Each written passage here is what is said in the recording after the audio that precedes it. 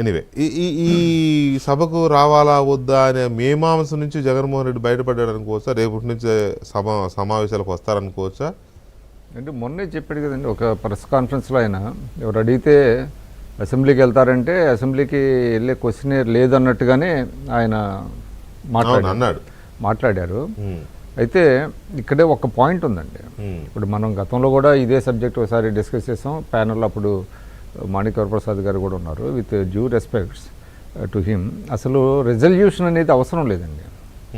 Article 190 of 4 ప్రకారం the house declares the seat is vacant అనమాట.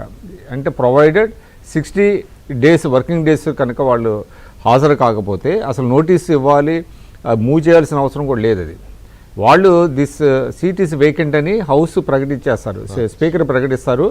ఇక అక్కడి నుంచి అది వేకెంట్ కింద దాన్ని నోటిఫికేషన్ చేసి ఎలక్షన్ కమిషన్ పంపించడం, ఆ డ్యూ ప్రాసెస్ అంతా జరుగుతూ ఉంటుంది. కాబట్టి అది కంప్యూట్ చేయాలి, అది 60 days ఉందా లేదా అనేటువంటిది వాళ్ళు లెక్కించుకొని, గతంలో కనుక వాళ్ళు కొంతమంది దొంగ సంతకాలు పెడితే వాళ్ళు తప్పించుకునేటువంటి అవకాశం ఉంటుంది. ఎవరైతే 60 days కనుక వర్కింగ్ డేస్ రాకపోతే దాన్ని డిక్లేర్ చేసి ఆటోమేటిక్గా డిక్లేర్ చేసేటువంటి అవకాశం మనకి రాజ్యాంగం కల్పించింది. ఇక ఇప్పుడు ఇటీవల మనం కంక్లూడ్ అయినటువంటి పార్లమెంట్ సమావేశంలో కూడా అక్కడ స్పీకర్ గారు ఒకటి చెప్పారు, నో వర్క్ నో పే అని.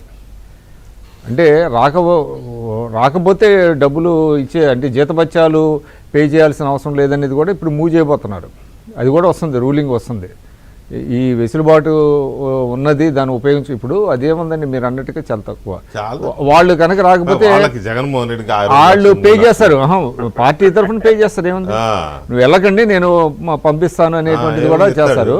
ఇంకోటి అండి, ఇక్కడ ఎలక్షన్ లో పోటీ చేయడానికే కోట్లు ఇచ్చినోడు ఎవరైనా ఇచ్చిన వాళ్ళు సభకి వెళ్లకుండా ఆపడానికి 2 లక్షలు ఇవ్వలేరా? ఇంకొక పాయింట్ చాలా ఇంపార్టెంట్ అంటే, అపోజిషన్లో ఉన్న వాళ్ళు ఏంటంటే సాధారణంగా ఎవ్రీ ప్లాట్ఫామ్ని ఉపయోగించుకుంటానికి చూస్తారు.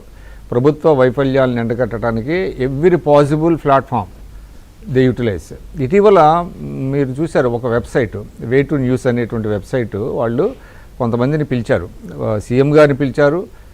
బహుశా ఈయన మెయిన్ అపోజిషన్ పార్టీ కింద ఈయన కూడా పిలిచుంటారు. ఈయన వెళ్ళకుండా వేరే వాళ్ళని పంపించారు. అసలు అది చాలా అంటే అది డెమోక్రసీలో ఏ విధమైనటువంటిదో నాకు అర్థం అవట్లా. ఒక ప్లాట్ఫామ్ని ఉపయోగించుకోకుండా మీరే విశ్లేషించండి. అది సిగ్గా, భయమా, మాట్లాడలేని భయమా, లేకపోతే అంతమంది ముందు మాట్లాడడానికి వచ్చే సిగ్గా, లేకపోతే బద్ధకమా? ఏదైనా మూడు కూడా కావచ్చు, మూడు కూడా కావచ్చు. కానీ దాని అంటే ఇవాళ మీరు ఆ ప్లాట్ఫామ్ని చాలా ఎఫెక్టివ్గా ఉపయోగించుకునేటువంటి అవకాశం ఉన్నప్పటికీ కూడా మీరు వెళ్ళలేదంటే అర్థం ఏంటి?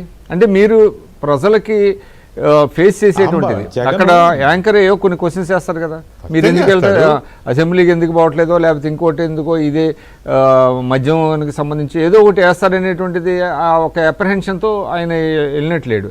కాబట్టి ఆయన అసెంబ్లీకే కాదు, పబ్లిక్ ప్లాట్ఫామ్స్కి కూడా వెళ్ళడానికి ఆయన ఇష్టపడతారు. కేవలం పార్టీ ఆఫీసులో పిక్ అండ్ చూస్గా కొంతమంది విలేకరులను పిలిపించుకొని వాళ్ళు ఏదో క్వశ్చన్స్ వేస్తే తను చెప్పదలుచుకుంది చెప్పడానికి ఆయన ఇష్టపడుతున్నారు తప్ప, నేను ఏ ప్రశ్నైనా ఫేస్ చేయగలను, ఏ ప్రశ్నకైనా నేను చెప్పగలను.